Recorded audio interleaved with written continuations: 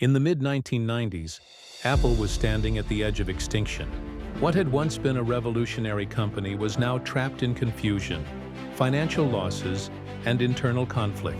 Leadership changed frequently, long-term planning was almost non-existent, and teams competed internally rather than collaborating. Apple released too many products, none of which clearly stood out in a rapidly growing PC market dominated by Microsoft.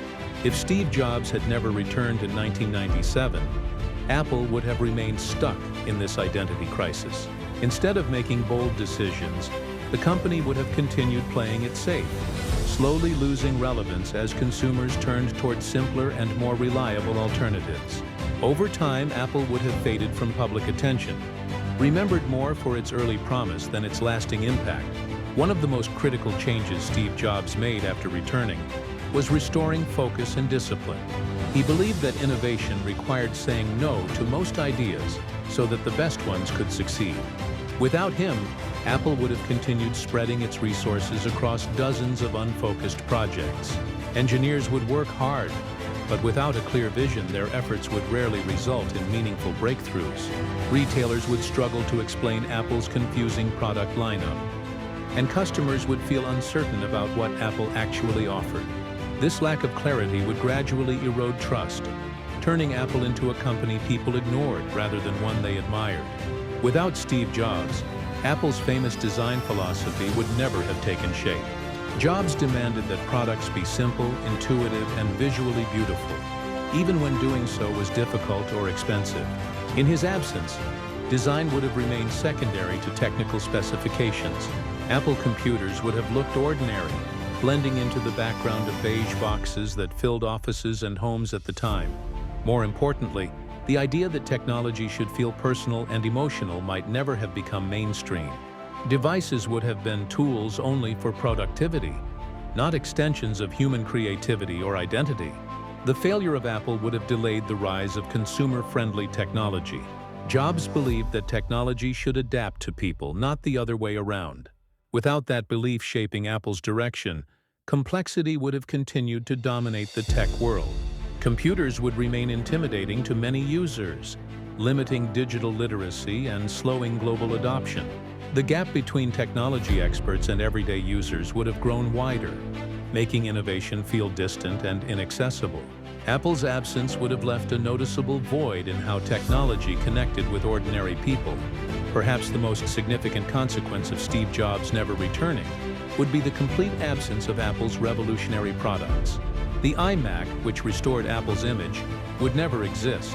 The iPod, which transformed how people experienced music, would never redefine an entire industry. Most importantly, the iPhone, arguably the most influential consumer product in history, would never be created. Smartphones might have remained business-focused tools with physical keyboards, limiting their role in everyday life. Touch-based interfaces would have developed slowly, delaying the mobile revolution by years. Apple's collapse would have allowed other companies to dominate without meaningful competition. Microsoft would continue prioritizing software dominance over user experience. Nokia and BlackBerry would maintain control of mobile communication, focusing on efficiency rather than creativity. Without Apple challenging them, these companies would have little motivation to innovate aggressively.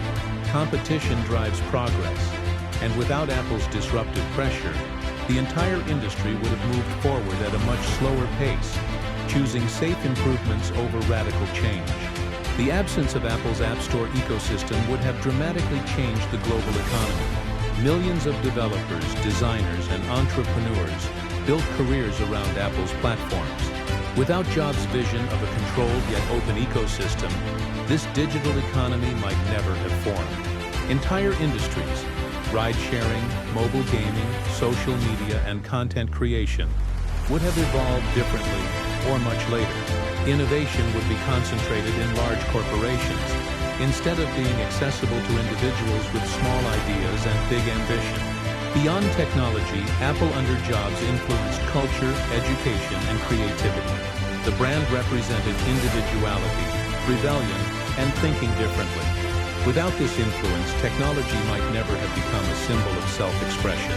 Creative professionals might continue viewing technology as a limitation rather than a tool for imagination.